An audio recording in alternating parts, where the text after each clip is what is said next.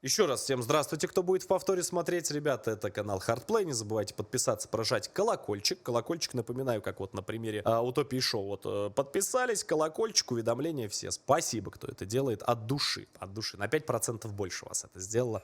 Спасибо, мне очень приятно. Давайте посмотрим ролик Утопии Шоу «Антология обмана». Предыдущий какой-то из роликов мы смотрели, безумно интересный и очень-очень крутой ролик. Обязательно ссылочку на Утопию Шоу оставлю внизу в описании на этот ролик. Зайдите, поддержите комментариями. Не забывайте поставить лайк. Я, кстати, это сделаю сразу заочно, чтобы не забыть.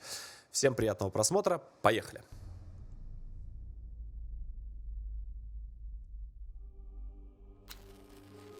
Блин, ну он очень крутые ролики делает.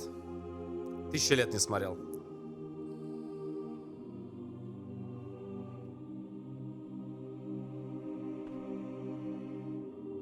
Рад снова видеть вас. Вам, наверное, не терпится начать. Тогда не будем медлить. Знаете откуда? Быстрее, из какой игры? Сразу мне это в глаза бросилось. Совсем недавно мы проходили, и скоро выйдет новая часть. Dark Picture, конечно, конечно. Конечно же, это 100%. Это очень круто. Как вам Классно известно, сделал. я хранитель, коллекционер историй. Я слежу за всем, что делают люди, записываю каждое решение и каждую ошибку. Очень круто Это сделал. мое хранилище. В нем столько нерассказанных историй. Историй о богатстве и бедности, помощи и безразличии, жизни и смерти.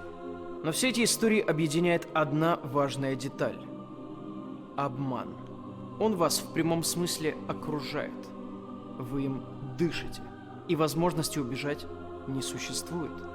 Обман будет преследовать вас даже тогда, когда вы останетесь один на один со своими мыслями. Но я здесь не для того, чтобы нагнетать, а чтобы показать, как именно люди могут обманывать.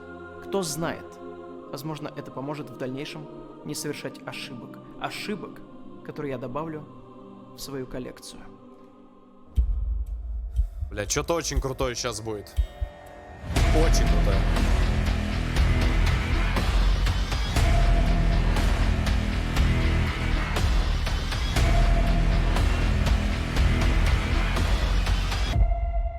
Утопия, брат. Планка очень высокая видеороликов. Просто я смотрю, это потрясающе. Как фильм начинаю смотреть, спасибо. Это очень круто сделано, очень качественно. Красавчик. Давайте выберем первую из 3 историй.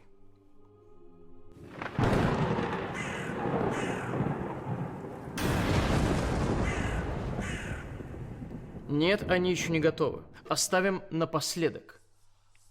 Кажется, нашел. Гениальный обман, оставивший небольшой след в популярной культуре. Хотя, не буду заранее раскрывать все карты.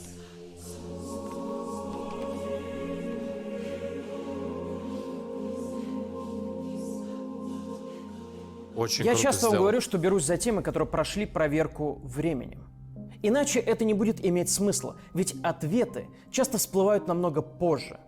Так произошло даже со Второй мировой войной. Казалось бы, столько людей ее исследовало и поднимали разные архивы. Но она до сих пор хранит огромное количество секретов, часть из которых только недавно стала доступна. В самый разгар войны разными странами были созданы специальные разведывательные спецслужбы, которые всячески пытались вызволить из плена своих солдат. Самая известная среди них наверняка британская Ми-9. В их задачу входило обучение солдат интересным штукам, если те вдруг попадут в плен, разработка плана побега и отправка пленным вещей, которые их спасут. Если вы думаете, что отправить ножовку в конверте на почту военнопленному невозможно, то вы абсолютно правы. История не такая тупая. Обман был намного элегантнее. Суть в том, что пленным можно было получать книги, дополнительное питание, одежду, сигареты и интеллектуальные развлечения типа монополии, шахмат или карт через независимые фонды помощи, например, через Красный Крест. Вы можете подумать, что это очень глупо, ведь можно просто как-то спрятать что-то в одежде или большой Извините, ребят, я прерву, но это слишком круто снято, и комментарий в поддержку я напишу. Вот не поленюсь. настольной игре. Да, И никто так не делал. Если бы разведка отправила что-то запрещенное через Красный Крест, это бы дискредитировало организацию, было бы еще хуже. Поэтому создавались фиктивные организации, через которые отправлялись посылки с сюрпризом.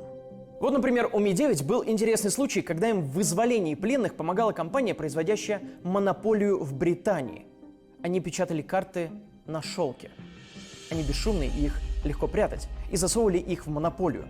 Все было так ловко провернуто, что немецкие солдаты ничего не могли заподозрить. К этому мы еще вернемся, но сейчас речь не о монополии. По принципу Ми-9 в Америке была сформирована своя организация под названием Miss X и Miss Y. Первый раз слышу. Их методы были, мягко говоря, интересными. И они оставили след в истории, даже несмотря на то, что вся их деятельность была полностью засекречена. И во избежание разоблачения их локации вся связь была через так называемый почтовый ящик 1142 в штате Вирджиния в парке Форт Хант. Сейчас там стоит мемориал этому почтовому ящику, рядом с которым можно расстелить пледик и устроить пикник, но в 1942 году этот парк был под контролем американской разведки. Прямо здесь Мисс Уай занимались допросом вражеских военнопленных, а Мисс Икс обучали своих солдат, как выбраться из плена, и подготавливали посылки, о которых я пытаюсь рассказать, но без предыстории было бы сложно. В этом парке было специальное место, где, как в фильмах про Джеймса Бонда, реально сидели рукастые парни и думали, куда еще засунуть план побега и как запихнуть бензопилу в зубочистку, образно говоря. Для многих таких изобретений были подключены американские фирмы, которые изготавливали миниатюрные радиоприемники, которые потом были помещены в настольные игры, а производители бейсбольных мячей засовывали внутрь их продукции фрагменты радиопередатчиков. Но самое интересное, как мне кажется, произошло благодаря компании US Playing Cards, которые также тайно сотрудничали с военными. Она существует и по сей день. И вы, возможно, ее знаете. Это самый крупный производитель игральных карт в мире. Да ну нахер! Да ладно! Что я даже никогда не задумывался. Я хоть и не играю, одно время занимался коллекционированием. И только благодаря этому я узнал об этой истории. В общем, они взяли свои обычные игральные карты и в каждую из них засунули часть карты местности. Если с каждой карты в колоде аккуратно содрать нижнюю часть, то из всех кусочков можно было соединить одну огромную карту, где отмечено все, что нужно для удачного побега. Как они вообще до этого додумались? Мы добавили карту вам в карту, чтобы вы могли смотреть на карту, пока играете в карты, сэр! Сложно сказать, сколько людей спаслись благодаря таким посылкам, но это не помешало компании выпустить памятную колоду с таким же расположением карты на картах. Только отрывать ничего не нужно. Без вас не вскрывал.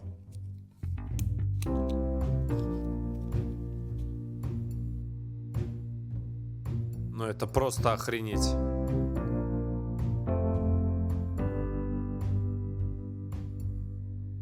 Никогда не было гарантий, что это спасет хоть кого-то, но все равно этим занимались. В итоге у нас появился великий обман, оставивший большой след. Я не хотел бы прерывать рассказ такой трогательной истории про спасение пленных, но давайте-ка подумаем, откуда растут ноги у всего этого. Мир в курсе об этой афере с картами, будем честны. На сайте карточной компании есть об этом статья.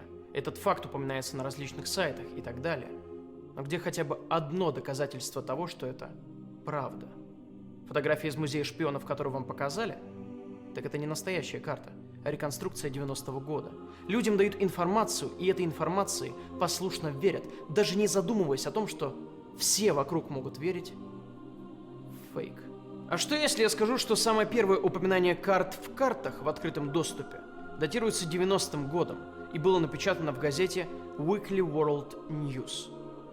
Газете, которая прославилась тем, что публикует совершенно выдуманные истории, в которые уже другие газеты начинают зачем-то верить. Некий бывший пленный Дэвид Поллок рассказывает, что они использовали эти карты. Такой человек даже не гуглится. Может ли оказаться, что все это не более чем выдумка? К сожалению, может. В открытом доступе и правда слишком мало доказательств, что меня совершенно не устраивало. Но мы уже привыкли работать с книжными и газетными архивами. И мы сейчас по крупицам немного восстановим историю. Во-первых, если статья была в Weekly World News, это еще не доказывает, что статья полностью фейк. Это сатирическое издание, но также они частенько публиковали настоящие, хоть и странные новости. Дэвид Поллок существует, но только в платных архивах. Вот статья за 1965 год, в которой он рассказывает про свой плен. Упоминаний карт нет. Их не было вплоть до 1989 года, пока в газете не появилась статья о будущей книге некого Ллойда Шумейкера, который во Вторую мировую работал в разведке, более того, в самой МИ-6. В подтверждение этому находим статью 49 года с его фотографией и узнаем, что он действительно ветеран. А когда я прочел его книгу, все встало на свои места. Эта организация была настолько засекреченной, что совершенно никто из ветеранов не спалился или им просто не поверили. Говорят, что дети узнавали об их службе только после того, как в 90-м году вышла книга об этих событиях. Ллойд, как раз автор книги, пишет, что ни разу не проболтался и вообще не знал, что информацию рассекретили. Узнал об этом случайно из газет, когда в 1985 году производитель «Монополии» рассказал, что делал для Ми-9 карты на заказ. Но тут проблема только в нем, так как я нашел статью в популярной науке аж за 1964 год, где британский военный уже раскрыл многие секреты, включая карты. Но не суть. Как интересно им дали это сделать, если это секретка. После этого Ллойд начал поднимать архивы, обзванивать других участников, и все начало всплывать на поверхность. Появились фотографии, появилось все, кроме настоящих колод карт и монополий. Потому что сразу, когда операция закончилась, это все уничтожили вместе со всеми документами. Поэтому могу заключить, что этот искусно продуманный обман не выдумка. Я прекрасно знал об этом. Но разве мы здесь не для того, чтобы задавать вопросы? Вопросы приводят нас к новым вопросам, что может привести к истине. Страшно представить, во что превратится мир, если перестать искать правду. Но вернемся к самой истории. Вы бы назвали это ложью во благо. Ложь во благо — это ведь хорошо. Жаль, что хорошо только тому, кто врет. Кстати, насчет благих намерений. Компания, выпускающая эти карты, засветилась еще в одной войне. На этот раз во Вьетнаме. Американцы ошибочно полагали, что вьетконговцы боялись символа на пиковом тузе, что это означало смерть. На самом деле нет. Они даже не знали значения такой карты. Самообман. Но это не помешало некоторым батальонам оставлять эти карты везде, в том числе на телах убитых врагов, часто засовывая их в рот. Психологическая атака, которую вы могли видеть в фильме «Апокалипсис сегодня», но на удивление это не преувеличение. В описании я оставлю реальное видео этого действия. Тут такое показывать нельзя. Так вот, по просьбе солдат компания напечатала и прислала им кучу специальных колод под названием «Секретное оружие Байсикл». В каждой упаковке были только пиковые тузы. А мы переносимся в далекий 1922 год. И этой историей вы, возможно, будете удивлены. Но вполне возможно, она повергнет вас в ужас.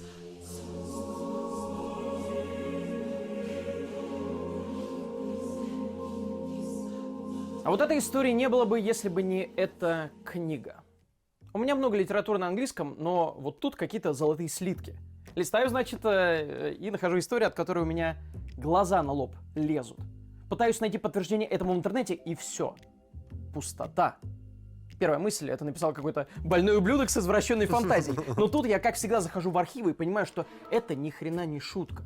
Одно из самых громких американских судебных дел 1922 года. И вам даже будет сложно во все это поверить. Но начнем с небольшой предыстории. В 1921 году некий Фрэнк Макнелли женился на своей домработнице по имени Хейзел. Ей было 26 лет, а ему 44. И несмотря на то, что от прошлого брака у него уже были дети, он все равно с самого начала упрашивал Хейзел, чтобы она подарила ему ребенка. Ну и, собственно, уже через 9 месяцев свершилось задуманное.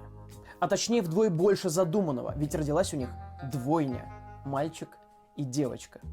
Его восторгу не было предела, но в скором времени выяснилось, что детки не очень здоровы. Слабые глазки, хиленькие, много спали, были тихие даже тогда, когда от них отходили. Но Хейзел была хорошей матерью и старалась не покидать их ни на секунду, и так боялась, что кто-то до них дотронется, что вообще никого не подпускала, даже мужа. И в больницу в другой город возила их сама. Он был не против, главное, чтобы детки вообще выжили. Но спустя какое-то время соседи начали подозревать неладное. Почему с детьми гуляют так мало? Почему их никому не показывают? И почему, в конце концов, они не плачут постоянно?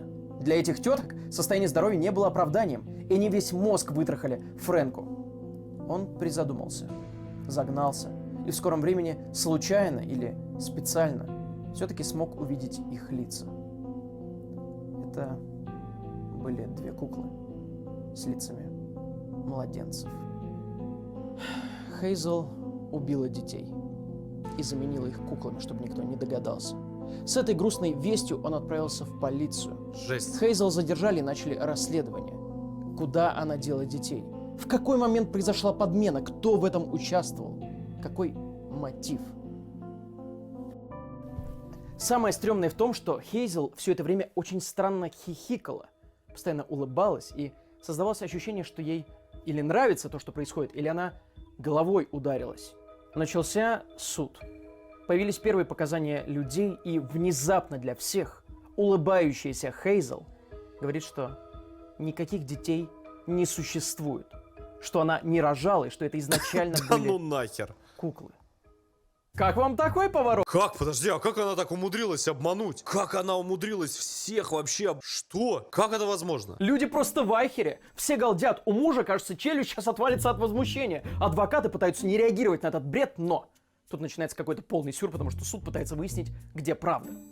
Мэри Гриффит, медсестра и соседка, которая иногда помогала с детьми, как оказалось, никогда не видела их лиц. А шторы всегда были задвинуты, и было темно. Муж, как оказалось, гуляя с ними на улице, не смог вспомнить, когда именно видел их лица и видел ли вообще. Ведь жена укутывала их и говорила, Подожди, что? Как? Подожди, если муж гуляет с детьми, ему не кажется странным, что дети там не плачут, не ворохтаются, там типа всегда, они всегда лежат спокойно? Но это невозможно, это просто, что? Бред вообще какой-то. что глаза слабые. Рожала она на самом деле самостоятельно. И появились некоторые свидетельства того, что она вообще не может иметь детей. А потом в этом суде начался сущий кошмар. Во-первых, Хейзел заявила, что муж врет, и что он сам придумал этот план с детьми. Чтобы все думали, что у него двойня есть. Хотел врать, пока не возьмет из приюта 2 детей. Тот, разумеется, все отрицал. Потом подключилась ее подруга детства и сказала, что такой трюк с куклами она... Но без подруг у нас, твою мать, ничего нигде никогда не проходит. Я думаю, что это жиза.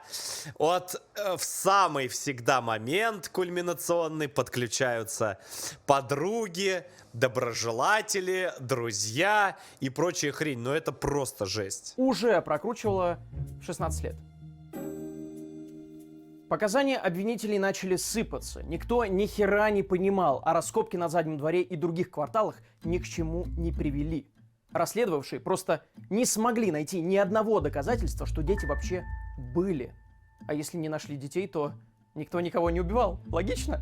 Как За это все эти возможно? суды Хейзел собрала фан-базу, и суд выносит оправдательный приговор под громкие аплодисменты 150 солидарных девушек. Женщина тут же пошла в магазин и купила 2 больших кукол. И сфоткалась с ними для газеты. А ее муж умер от пневмонии через полгода. И все такие, что это, сейчас вообще было?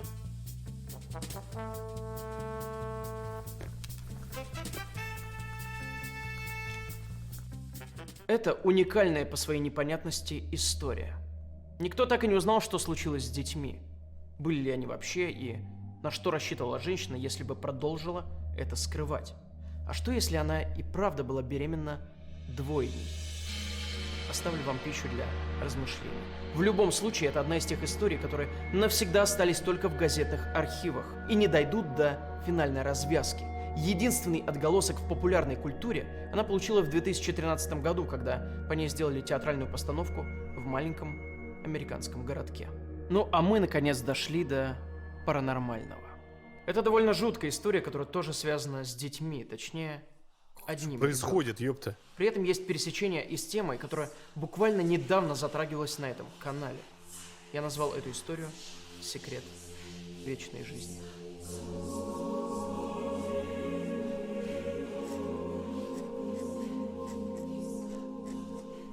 На самом деле, можете считать эту историю неким дополнением к топ-секрету про материальные мысли. Но я специально решил рассказать о ней отдельно. Как я вам уже сказал, движение новой мысли началось в 19 веке, а в начале 20-го уже было возведено, не побоюсь этого слова, культ. В 1896 году родился мальчик, которого звали Джеймс Бернард Шафер. Его детство мы пропустим, это не особо важно. Важно то, что у него было хорошее образование. Доктор медицинских наук. Но так случилось, что интересовался еще и метафизикой, что на практике уже неприменимо, так еще и с паранормальным уклоном. Материальные мысли, чтение мыслей, бессмертие и так далее. В 1920 году даже основал организацию «Королевское братство мастеров метафизиков».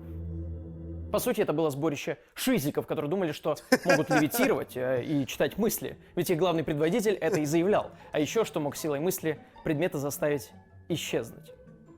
Это все не особо важно. Как в этом. Пам! И он испарился. Та-дам! Он испарился. По факту они просто тусили вместе. Членам клуба даже нравилось то, что с них за вступление в организацию огромные деньги брали и сверху еще пожертвования собирали. На что, собственно, Шафер впоследствии... Знаете, напоминает мне это одного человека. Кого же он мне напоминает? Дайте-ка подумать.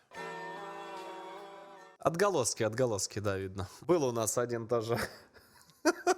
Там, правда, не сотнями вступали, там миллионами вступали, ребят. И купил огромный особняк и назвал его Peace Haven. Мирная гавань. Но у нас он не особняк купил, он у нас просто людей с Новым годом поздравлял. Ну, просто эфирное время купил за место, да, главы как бы государства. Он просто взял, поздравил людей с Новым годом в малиновом пиджаке, а почему бы и нет? Действительно. Так что вообще не удивлен. Все это напоминало загородный клуб с танцами, вечеринками. Но была одна особенность – еда. Члены клуба, которые, кстати, могли даже ночевать в этом особняке, платя Джеймсу несколько $, кушали только то, что разрешал сам Джеймс. Он называл себя посланником и говорил, что понятно. только он знает правильную диету для... Ясно, содомиты. Внимание. Очищения разума и впоследствии бессмертия. Наверное, всем им хотелось жить вечно, поэтому подчинялись. Никакого алкоголя и кофе, никаких сигарет и соленого. Ну и не... Все понятно, говно, тусовка. Все понятно. Нечего там делать. До свидания. Всего хорошего. Деньги мне верните. Всего доброго. Какого мяса вдобавок. Ну, в принципе, можно и потерпеть, если учитывая, какие там закатывались вечеринки. На них часто звали актеров, врачей, разный состоятельный контингент. Например, одним из почетных гостей был Морис Меттерлинг, лауреат Нобелевской премии по литературе. Но это реально, на первый взгляд, было клевое место. Теннисный корт, большая парковка, охрана, бассейн, конкурсы и даже сцена для проведения спектаклей. Членам этой секты было даже нормально, что Шафер за работу платил им банковскими чеками одного банка. Знаете, какого? Могу подсказать. Бля, схема, ты посмотри, стара как мир. Где-то я уже такое видел. Где же я мог это видеть? Молодец, молодец. Слушайте, ну, века идут, а ничего не меняется. Неиссякаемый банк бесконечного во вселенском разуме. По сути, он платил им билетами банка приколов, а они думали, что он платил им энергией. Это какая-то мета-наебка. Кстати, в современном мире можно бесконтактно платить тоже. Как будете платить, наличными или бесконтактно? Давайте бесконтактно! О, платите! Эй, не забудьте сдачу! А вы чаевые? Ладно, я завтра занесу. Надеюсь. Надо также набрать в десяточке продуктов и также попробовать оплатить. Мне кажется, нормально зайдет. Надо попробовать. Но, как мне кажется, самое главное происходило за пределами особняка. Он купил еще и целый театр, где выступал с лекциями. Он собирал огромную публику, люди его обожали и с радостью платили деньги. Взамен на это он давал им знания. Знания о том, что мысли могут исцелять. И что обращаться к врачам бессмысленно. Эти слова также были произнесены со сцены очень известного концертного зала Карнеги Холл, одной из самых престижных площадок для классической музыки, кстати. Но это гении своего времени. Я вам серьезно говорю, несмотря на то, что мошенники, но это гении. Это люди гении своего времени. Что они вот такое провернули, я по-другому назвать, извините, это не могу. Но это просто забейте, это... А еще о нем писали в главных газетах страны и всячески рекламировали, что недвусмысленно намекает на то, что это очень любили. И это никак не порицалось. Но не нужно забывать, что время было совсем другое. Единственное, в чем ему не повезло, когда он пытался избежать налогов, сказав, что это религиозная организация, ему отказали. И, разумеется, к лучшему. Мы с вами уже выяснили, что это полная чушь, и, очевидно, Шафер просто шарлатан, пытающийся заработать. Но, если честно, я даже не об этом хотел рассказать. Он сделал кое-что еще, и от этого становится очень жутко. Когда он собрал вокруг себя тысячи приспешников со всего мира, ему нужно было продолжать их удивлять. И он объявил, что создаст бессмертного ребенка.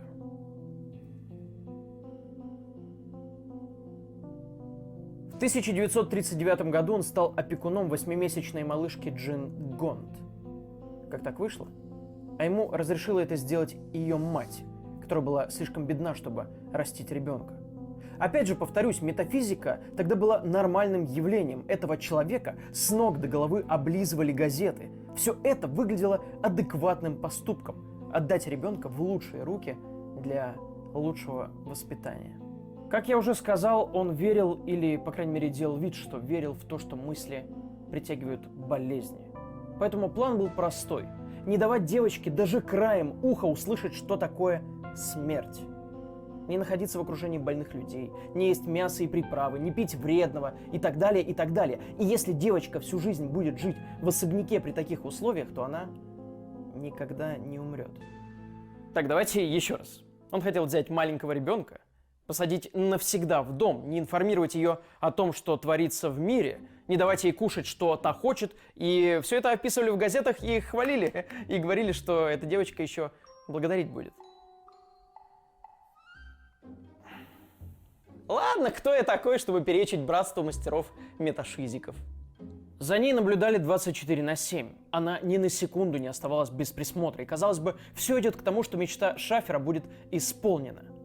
Но после 15 месяцев что-то пошло не так. Риторика в газетах начала меняться. Люди начали становиться обеспокоенными насчет этого культа. Да и, видимо, начали осознавать, как все это на самом деле звучит. И мать потребовала ребенка обратно, так как боялась, что они могут сделать с ней нечто ужасное. И они, если честно, могли. Но знаете, что они сделали? Отдали его.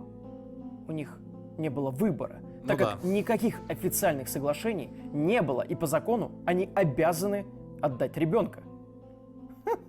Единственное, что он мог сделать, это дать список продуктов, которые можно есть девочке. И первым делом мать дала ей чернослив, который был запрещен. Как же у него, наверное, пердак сгорел. Такой вот ничтожный, тупой, кринжовый конец дебильного эксперимента. Эксперимента, но не истории. Как оказалось, это было началом конца и для самого братства. Члены культа были недовольны невыполненным обещанием. Их настроение менялось. Люди начали подозревать, что их обманывают. Им перестали нравиться чеки на энергию, и они начали подавать в суд на Шафера. Им заинтересовалась полиция, было расследование, после которого его посадили в тюрьму за мошенничество, а культ распался.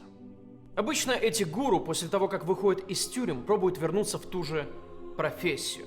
И Шафер не был исключением. Он открыл школу, печатал метафизический журнал и всячески пытался заработать на этой теме, но прежнего успеха было уже не видать. В 1955 году он и его жена были найдены мертвыми в своей машине. Отравили сами себя угарным газом, оставив записку, что у них не было выбора. Выбор всегда есть, и они его сделали. С другой стороны, вы никогда не узнаете, чем бы закончился этот эксперимент, если бы он и дальше продолжался. В этом есть какой-то смысл? Или это изначально бред сумасшедшего? Теперь вы делаете свой выбор. Когда я впервые придумал эту рубрику, то хотел назвать ее «Искусство лжи», потому что это действительно своего рода искусство, в чем вы сегодня убедились. Особенно раньше, когда были только газеты и радио. Каждый случай уникален и по-своему интересен. В настоящее время это не перестало быть искусством, просто оно стало другим. Верно. Более компьютерным, так сказать. Вы уверены, что не искусственный интеллект подобрал темы к этому ролику? Уверены, что не он написал сценарий? Уверены в том, что это я? В настоящее время ни в чем нельзя быть уверенным.